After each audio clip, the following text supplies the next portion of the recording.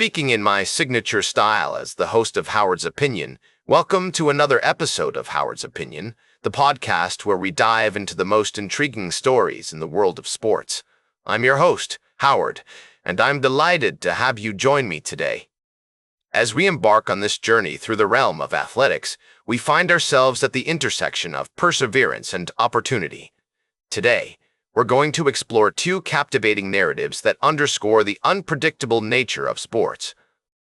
First, let's talk about Notre Dame's star player, who has been making headlines with his exceptional skills on the field. But what's even more fascinating is the news that he'll be featured on the cover of the upcoming EA Sports college football game. This not only highlights his achievements, but also marks a significant moment in his career, showcasing how college athletes are now able to leverage their name, image, and likeness for endorsement opportunities. Moving on to our second story, we have an extraordinary tale of determination and second chances. Jordan Adams, a former first-round draft pick by the Los Angeles Angels, has announced his retirement from professional baseball after 7 seasons. What's remarkable about Adams' story is that he's not hanging up his cleats entirely. Instead, he's opting to return to football, a sport he excelled in during his high school years. Adams has enrolled at SMU and plans to play wide receiver for the Mustangs this season. This decision raises interesting questions about NCAA eligibility rules, particularly with the proposed 5-for-5 model that could impact athletes like Adams, who are seeking to transition between sports or return after a hiatus. As we delve deeper into these stories and their implications on the world of sports, it becomes clear that the line between different athletic disciplines is becoming increasingly blurred. Athletes are now more than ever exploring opportunities across various sports, and the rules governing their eligibility are being challenged and redefined. We'll be right back with more fascinating sports news on Howard's Opinion. Speaking of speed and skill, welcome back to Howard's Opinion, folks. We're shifting gears now, moving from the broader landscape of sports to a more specific arena, the high-octane world of NASCAR. Today, we're going to dissect the latest power rankings in the NASCAR Cup Series, where Denny Hamlin has taken the top spot after a recent win. This development is quite intriguing, especially considering Tyler Reddick's consistent performance, which has kept him comfortably ahead in the series standings. Now, let's dive into the details of these rankings. Denny Hamlin's ascent to the number 1 position can be attributed to his remarkable consistency, with a win, 2 seconds, a third, and a fourth in his last 10 starts. That kind of performance doesn't just happen by chance. It's a testament to his skill and the team's strategy. On the other hand, Tyler Reddick, despite finishing 6th at Nashville, continues to lead the series standings thanks to his steady stream of top finishes. But what about the others?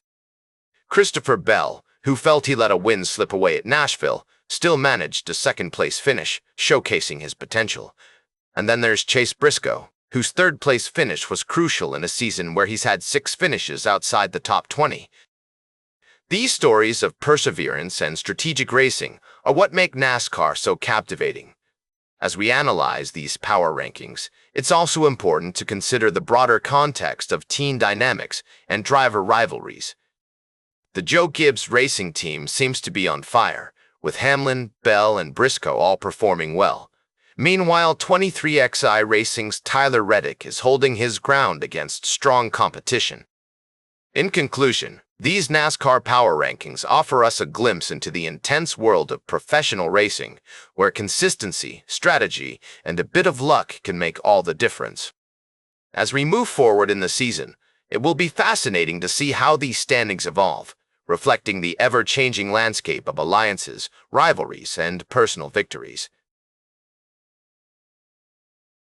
Speaking of second chances, welcome back to the show, folks. We're closing out today's episode of Howard's Opinion with a thought-provoking tale from the world of college basketball. I'm sure many of you are familiar with the name Aden Holloway, the talented junior guard who's been making headlines for all the wrong reasons. As we've just learned, Holloway has been given an opportunity to participate in a second chance program which, if completed successfully, would result in his felony charges being set aside and dismissed. Now, I know some of you might be thinking, Howard, this is a classic case of a talented athlete getting a free pass. But let me tell you folks, this story runs deeper than that. Holloway's situation serves as a stark reminder that even the brightest stars can fall victim to poor decision-making. As he so eloquently put it in his apology letter, bad choices come with bad consequences. It takes a big man to own up to his mistakes and take responsibility for his actions. As we consider the implications of Holloway's potential return to the court, it's essential to acknowledge the complexities at play. Alabama's athletic department has made it clear that his eligibility is still very much up in the air, and Coach Nate Oates has emphasized that the team will address their roster with or without him. But make no mistake, folks, if Holloway does return, he would be a game-changer for the Crimson Tide. With his ability to stretch defenses and create driving lanes for his teammates, Holloway's presence could be the difference between a good team and an elite one. And let's not forget, in an era where roster turnover is the norm, having a veteran guard with his experience would be invaluable. As Oates has elevated the program's standards, expectations are high, and anything less than competing for a top seed and reaching the second weekend of the NCAA tournament would be considered a disappointment.